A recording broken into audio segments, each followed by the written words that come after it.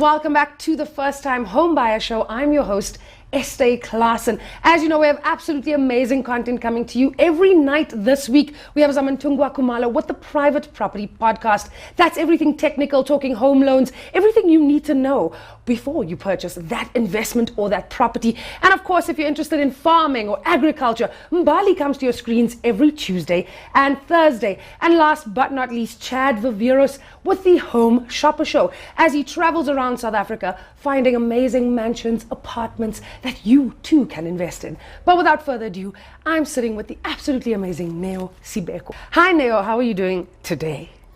I'm well, on yourself, Esti. I'm well, thank you so much. I love the outfit. Tell me a little bit about why this jacket. I think the jacket, it's basically, or dates back to when I first, bought my first property, I didn't have the correct apparel, to say the least, to basically undertake my day-to-day tasks. And this, for me, made sense and spoke to me. And till this day, it's basically a jacket that I hold closely because, it has a lot of stories to tell. I like that. I like the use of symbolism. And I'm glad that we've made you feel comfortable that you can come with this jacket, because for me, it's so important. There are little things, whatever it may be, a jacket, objects that we hold close to us because they have stories or certain smells that relate to a moment. No, for sure. Can you maybe share one of those stories that where this jacket either came in handy, it saved you, you were wearing it on that day? Effectively, I have this jacket always in my boot. Funny enough, whether I'm at private functions, whether I'm on site, I always have the jacket handy. I'm one person, I'm not shy to have the jacket on because I know where this jacket comes from. It's shaped and made who I am till this day. And there were days where I'd be lying on the floor, exhausted from painting, and I've had this jacket on, and I just reflect back and think, geez, man, this jacket, I could tell a tale or two, and something that will make sense to the next person, and bring some light and some faith, and probably the leap of faith to purchase their first property. Exactly, and that's exactly what we're about, right? Yeah, for sure. Taking that leap of faith and purchasing your property. And I want to go back to what you said. You said, we have each other on WhatsApp, so we obviously saw my status, and we share a guiding principle, which is the size of the audience does not matter. I've probably had that for almost 6 years now, never changed it, never looked back, because to me what that means is being in the creative industry, having a literal audience that one performs to on a stage or wherever, or at the theater, wherever it may be. In that moment when it's, with regards to myself, I always feel that my biggest worry isn't necessarily the audience, it's about how I will be doing at the end of the night, right? It's not about the applause. It's not about how they receive the performance. So that's what that means to me. It's about me and my journey and how I got there. Because listen, when you're doing a theater performance, as we know, right? The audience comes in, you're behind the stage, you're nervous, you're sweating. But what do they don't see the blood, the sweat, the tears that went in rehearsals. What happened before that? None of that. No, for sure. I mean, it's more the finished product that they see. But with that, I think the quote resonates with me. I mean, I saw the quote a couple of years back, effectively. And I think it was a young man who had a flute on with a cat, deemed as the audience, And that resonated with me, thinking, there's one of the basic principles that we live by on a daily, and some may know, some may not know. But if you think back Maslow's hierarchy of needs, if you think self-actualization, you're at a peak of your level, you know who you are, you're in tune with yourself, So effectively, you don't have to seek validation from the next person to know that you're doing well, and you just need to be in tune with yourself, do best,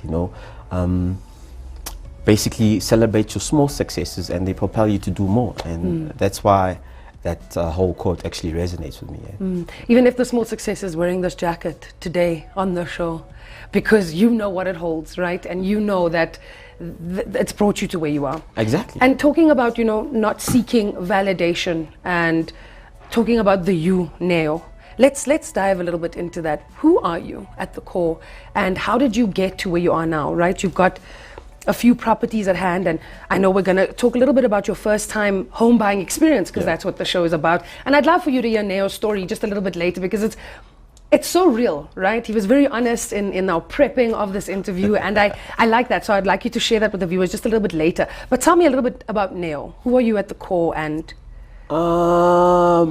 I mean, I'm somewhere in my early 40s, joking. But I'm in my early 30s, born and bred in Tembisa. I moved out of Tembisa about 12 years ago. I mean, I reside in Kempton Park. I'm on a day-to-day or full-time, I'm a regional manager.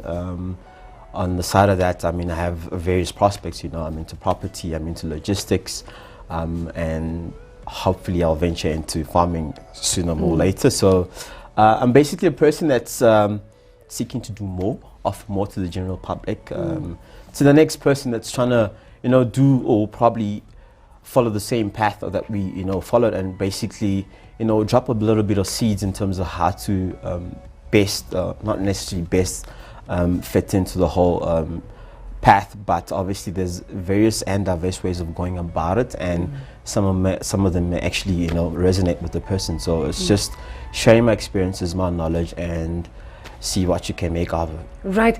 And on the note of property and sharing your experiences, I'm sure someone had to share their experiences with you for you to get into property. Yep. So who was that? Who was that person that inspired you to take that leap of faith? Funny enough, that's to my recollection, a date 7 years ago. It was my uncle, effectively. He spoke fondly of auctioneer properties. And with that, he's also obviously acquired a few properties off the auction market. And, I was just secured a full-time role. Back in the time, I was in my early 20s. The career just took flight. And he's just wondering, why don't you venture into something, that will just, generate income of it on the side, have multiple income streams. And I bought into it, and I've never looked back since. But my uncle actually brought me into the whole picture in terms of venturing into property. And was that easy? Because I know, just a few weeks ago we spoke about getting advice, and we said all advice is not the right advice. Not for sure. And of course, when it's a family member, it's closer, and you look at this idea and you're like, okay, I can do this, but how do I start? Yeah. Were you guided? Did your uncle guide you? Did he mentor you? How did you start that journey? He did. He had a close mate of his. He's also well established. He's got a few properties in his belt, and he basically partnered with him at some point, just to understand the basics, and to get him going. And I was very fortunate that he can obviously, share some of the knowledge with me, and obviously guide me and hold my hand, during the process. So within that, I was very fortunate to have him there and guide me through the journey. And they say buying property is addictive. They say it becomes really addictive. It's like, I don't know, gambling. So you buy your first home, and then you want more and you want more, because you can see what you can do with this property. So let's take it back to when you bought that first home. What was that like for you? Buying it for me, I was young. It was quite fulfilling, with everything taking flight, you're achieving more. It was a bittersweet moment. And what I mean by bittersweet, but more sweeter, is the property was obviously bought through auction. We had an occupant at the time that was unlawfully obviously occupying the property, and obviously having to deal with the eviction process, having to find an amicable way to sort of get the person to pay at least rent or evacuate the property. It was a nightmare. It took about 5 months to my recollection. And if you think about it, it's 5 months worth of servicing a debt or the bond with no recourse, It hits you in the pocket. So it was bittersweet in that sense. But I think the one thing that I appreciate about it, it's not a sunk cost, I'm actually servicing the debt, Part of it is going to the interest and a bit to the capital itself. So it's not a sunk cost. At least then I had some peace of mind knowing at least I'm servicing the debt, and in time I basically have full ownership or full control of the property. And a lot of the time we always look at the sweet moments, and I like that you said it was bittersweet, right? And of course you said it was more sweet at the end of the day, because so we see the bitter part of it, and you spoke about it being more sweet. What else was a really sweet moment, an achievement, an accomplishment for you with that first property? I think obviously with the purchase, part of the whole process of getting an eviction, we need to get court orders, involve the sheriff, and obviously go present the certain documents and help you evict the person, It took a bit of time, and within that, we finally got the court order. And as we were about to go to the property, I wasn't there at the time, but when my uncle got there, the guy had actually left, you know. But when we got there, I mean, the property was maliciously damaged. So you have 6 months of no financial recourse. You got a damaged property. I mean, I cannot source a tenant to go into the property at the time. So that's back to the drawing board for me, you know. I have to source more funds effectively to bring the property into a good state, and obviously having someone to occupy it, so there's recourse at the end of the day. How did you fix your, like, how did you come up from that moment? You know, I think it was a bit too much at the time, but you know, obviously with my uncle's support during the time, it made it easier, you know. So I just had to source some funds, you know, bring the property back up to the state it needs to be, so I can get someone in there. And I appreciate the little things that I had to physically get involved, you know, managing the whole project, you know, setting the priorities right, knowing that if I don't actually complete the project, at the end of the month, I still need to service other debts. Part of the loan that I actually obtained to actually fix the property, you know. So I need to put in the effort and make sure that things go accordingly to have the property back in the proper state. So it took a bit of time, and it was close to a year with no recourse for that. And you know, it comes with the territory, I guess. Right. And so how are you doing now within the property journey? We've spoken a lot about what you've achieved thus far. Maybe if you can just talk a little bit more about that, because for you, even, properties become a little bit addictive. You can't stop, and you're not going to stop anytime soon. I mean, you mentioned addiction earlier. It is quite addictive, but I think the biggest thing is coming up with a business model that speaks to you. You know? I think we shouldn't get into property for the wrong reasons, or because a mate of mine is into property. Let me might as well venture into property, you know. Come up with a model that speaks to you, that you deem profitable, that you know there isn't any barriers to entry or any pitholes that will actually hinder you to getting or acquiring the property, you know. And I think over the years, I've built up my own model that speaks to me, and I basically have an eye on set properties, and one of the key things that I look at is basically the location, you know, the price point and the size of the yard, you know, if there's a potential for more developments and generate more out of the property. So those are the sort of things that I look out for when I'm on the market to purchase a property. And of course, building your own model isn't that easy, right? You still need to find out what it is that you want. Who are you? Who wants this? Who are you giving it to? Who would your tenants be? Who, you know, things like that. These are all the questions you have to ask yourself. No, for sure. You know, I mean, with that, you know, you need to think of price points, you know. You know, you need to be able to occupy a certain market of, or share the market, you know, at a certain price point, knowing you won't have a high turnover of tenants, you know. So you need to be savvy of all of these things and understand the area that you're trying to get into, you know. Just go on probably on your private properties, check what sort of the rentals are going for in the area, and you can sort of benchmark against that and, you know, sort of fine-tune what you're offering against what's in the market. And, you know, it does the trick for me over the years. So, we spoke about and we have a lot of viewers who are really much younger, who want to venture into property, who are watching our shows avidly, and their goal is to either be property investors or to buy their first home at a very young age, you know, maybe after you graduate, whatever the case may be. But we all have certain assumptions and certain things that scare us off from this thing called property. Because, I mean, let's be honest, when you're investing in property, you're not investing 20 Rand. No, you're investing a lot. And just a few weeks ago, we spoke about how money is an emotional thing. You know, even when you're working with someone else's money, working with your own, giving your money to the bank or getting money from the bank, it's an emotional journey. So maybe some advice with regards to, first, before we give advice, let's talk about what your biggest assumptions were before, when your uncle told you on that day, you should go into property, and you were like, what was your assumptions about property? Well, I think at the time, you know, it's something that I was just newly brought into, and I was just focusing on my career at the time. So I think my biggest assumption was more of, you know, with my uncle being there for me, you know, it'll be seamless, you know, I don't have to worry about certain things. But, you know, it's your journey, you know, it's your portfolio, you know, you need to take charge, you know, you don't have to depend on the next person to actually, you know, make your things happen. You need to take full control, you know. And I think one of the biggest things is thinking that it will always be there, but he has his own portfolio to take care of, you know. So you need to take charge, you know, understand the costs that are involved, and it's not short term, it's definitely long term. It's a journey. I think that's the biggest thing for me, it's a journey. Within that, you just gave us advice. Within that, and that's so true. I think, let me tell you, but my biggest assumption, what it used to be, is that the money that I would be spending on property would be all my money. Yeah. And obviously you feel indebted to the bank or to whoever's helping you out finance this property. And my biggest assumption was that the property wouldn't be cash positive or flowing, you know? And that's what's really scary. And I think this is another thing that we learned a few weeks ago.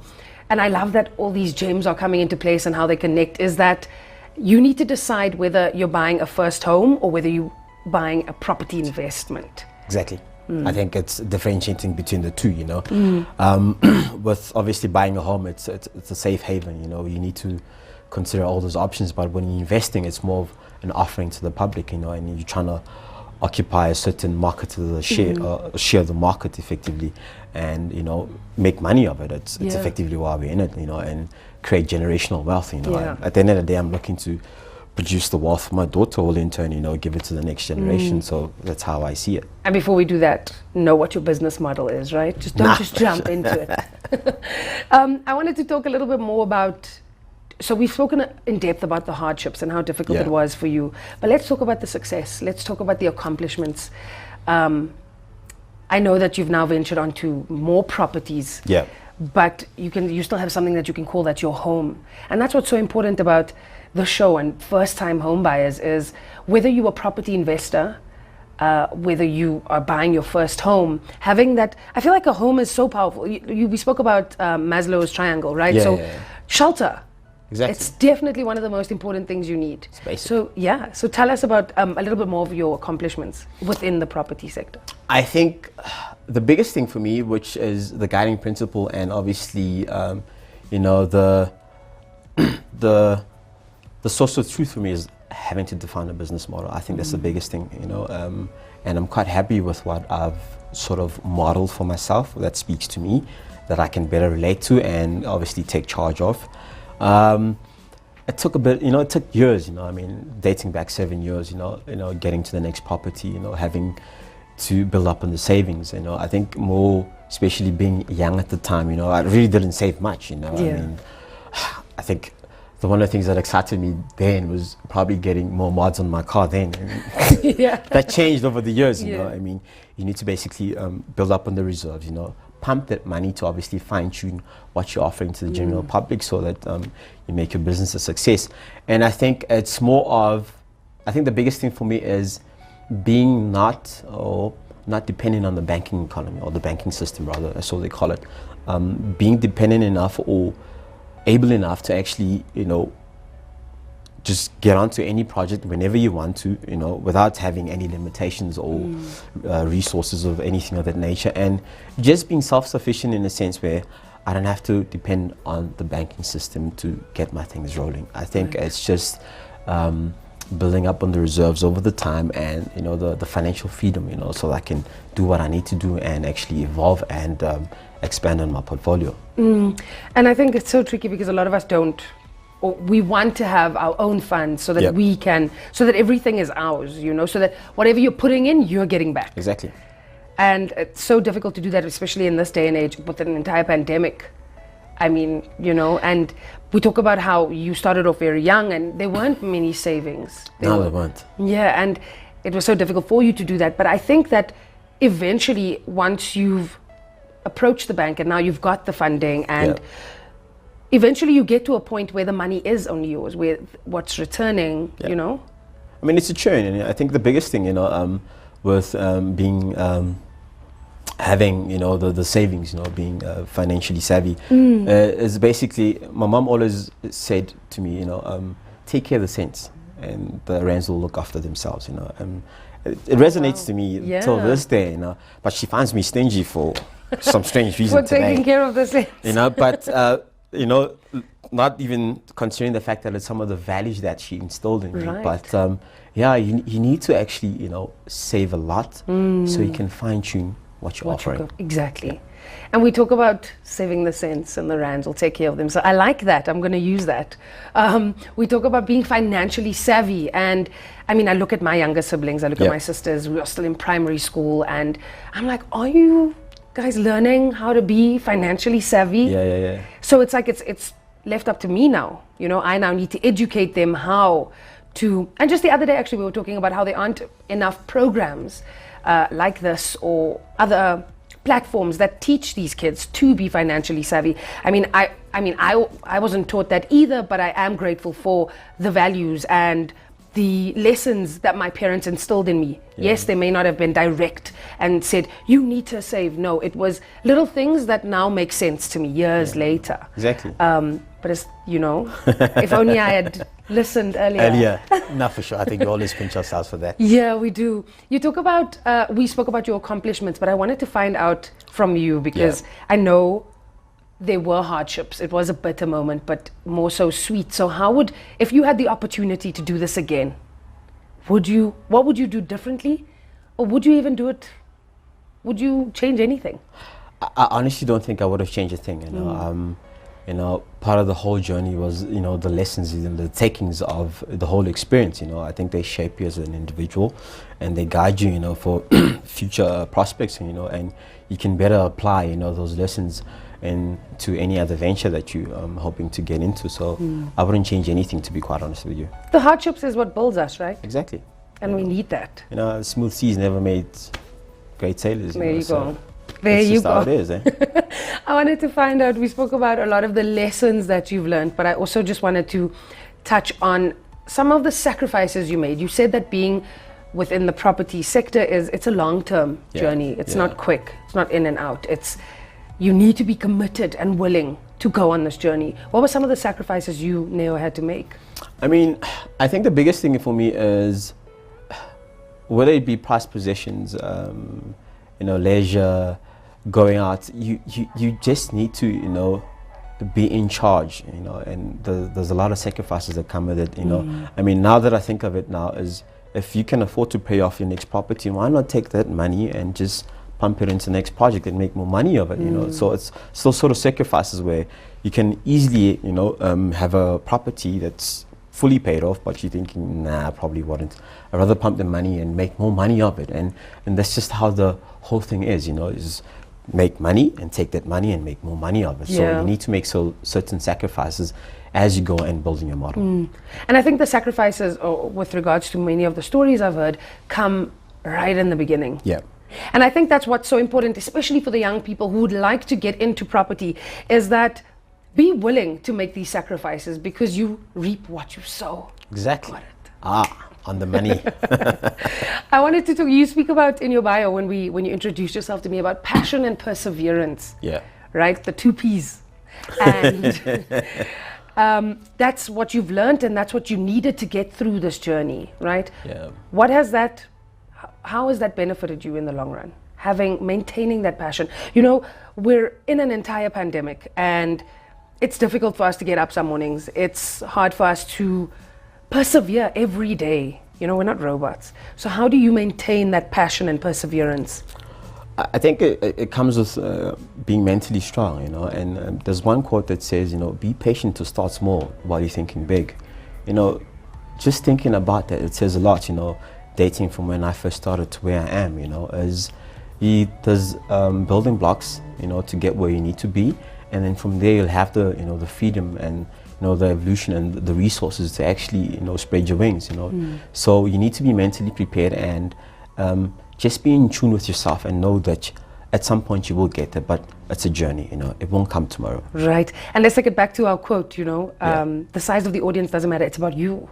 Exactly. And that's exactly what. That's exactly that. That's exactly the lesson we've learned today. And if anything you take from this conversation is to put yourself first. And you know, there's something I learned a few years back, because we have many friends, many relationships, many colleagues, and we tend to put their needs first. Yeah. But there was something I learned and it was like a little vow, and it says, vow to always put yourself first, even within a relationship, whatever the case may be. Because if you're not doing great, how do you feed the next person? How can a broken person help a broke? You know, you need to be okay. It's a value chain after all, you know. Yeah. And it's effectively that. You know? Exactly. And I agree with you completely. And I really enjoyed this chat. I have a bonus question for you though. Sure. You don't know about this. And it's basically, if you were to have a dinner party, with 4 individuals, anyone in the world, who would you invite to that dinner party? Only 4. Only 4? Jeez, you're putting me on the spot there. Let's see. To be honest, I think it'll be both my parents. I think they played a good foundation to where I am this day. My brother, he's also into property. I think he's been one of my biggest cheerleaders, you know, and is basically taught me to believe in myself. And for Sibeko. Yeah, me too. Oh my God, definitely. Vusi, Beyonce, Rihanna, and maybe Cardi B, I'll think about it. But definitely, yeah, there's something about the way that man speaks, There's just something about how the man speaks and it just resonates with me, so yeah. Thank you so much, Neo, for taking the time out and spending the day with us and sharing your story. I think it's so powerful and so important. You spoke about how you want to give back to the people and this is one of the ways we do that. Yeah, and I appreciate, you know, giving the platform, you know, I think props to you, obviously, for finding a medium, you know, to actually share some of the best practices or the knowledge or the ideas that other people may have, and you know, and just giving it back to the next person who needs it. You know, it's not everyone that does it, and props for that. Thank you so much. To our viewers at home, thank you so much. We hope you enjoyed the conversation. Do not forget to comment below, like and share. This is a video where we share stories, so please do the same. We'll see you guys again next week, same time, same place. That's YouTube, Instagram, and Facebook. Take care.